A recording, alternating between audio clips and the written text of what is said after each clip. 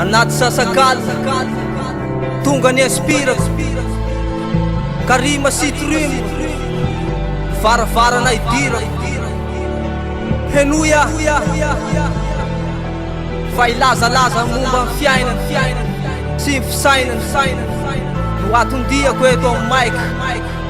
satria maro ny kivy de maro ny miaiky fa ny fiainana de mila fisaina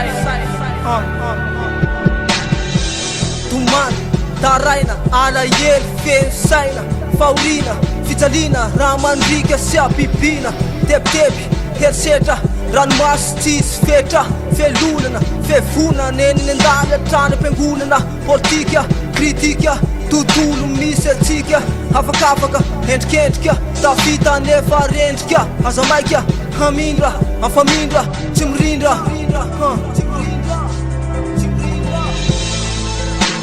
azakivy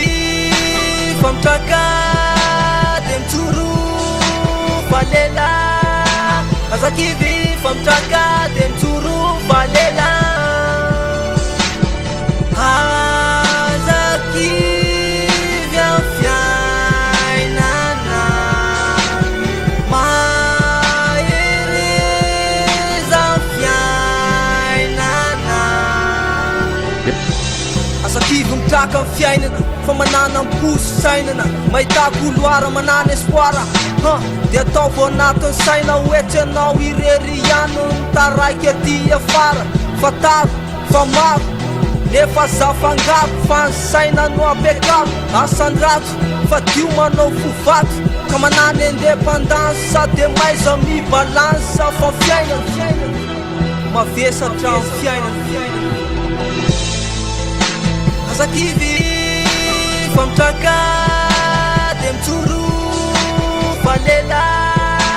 azakivy famitraka de mitsoro falela azakivy am fiainana mahereza am fiainana